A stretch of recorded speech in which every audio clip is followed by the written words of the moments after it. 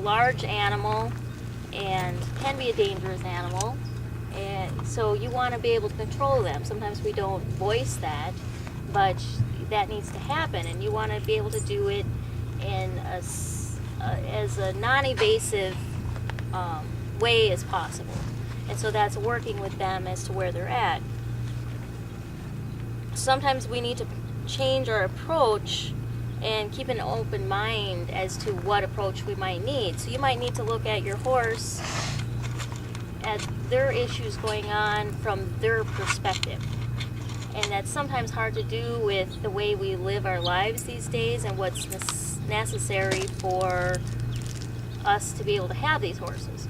So we have them all in box stalls, and we think that's great because then they're not getting hurt and they're easy to catch and all that stuff. From the horse's perspective, that might be a prison. And if you're having certain issues with your horse, you might need to look at their housing environment. You might need to look at what you're feeding them, how much exercise they're getting, if they're getting any kind of social connection with another animal or not. They need all that. That's what their instincts are. So sometimes you need to change your view of what's appropriate for your horse and take a look at it from, if that was me, how would I feel? Do I have any freedoms or not? Or, what's the benefit? What's in it for me? Right, Monroe? And one of those things, which is the main thing I want to cover on this part, is horses need to move. So in the wild, they need to move forward. And by doing that, they push each other.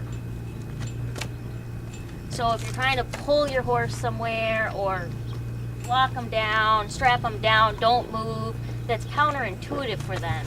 So sometimes you need to let go and get them moving, and that will actually release that emotion that they're pent up inside themselves and let that go.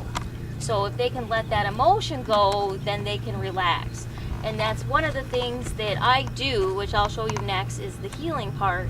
And that is, part of that is to help horses that haven't been able to voice themselves or to move when they need to move, to help release those emotions and what's built up in there.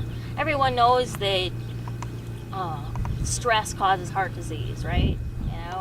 And that's become a widely accepted thing. Well, same thing with a lot of other things, other diseases, other problems. And for a horse, if they can't move or that kind of thing, that causes a buildup within themselves, and then you're going to get emotional problems, you're going to get physical problems. You might have a horse that seems to be constantly getting hurt, or it's one injury or one illness after another, and you can't figure it out. Well, you have to back up and go back to the core issues of that. Obviously, if it's a one-time thing and they get kicked or they get hurt or something, then that stuff happens. But if it's more of a consistent kind of problem and you're not seeing it resolved, you might have to back up and get those emotions released. And that's where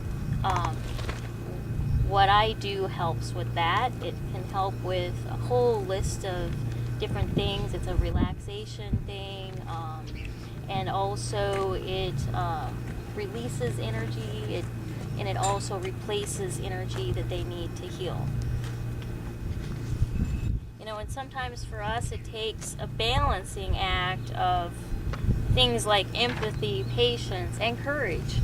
We need to establish some dominance with them just so that we can manage them, but do that in an empathetic and natural way for them.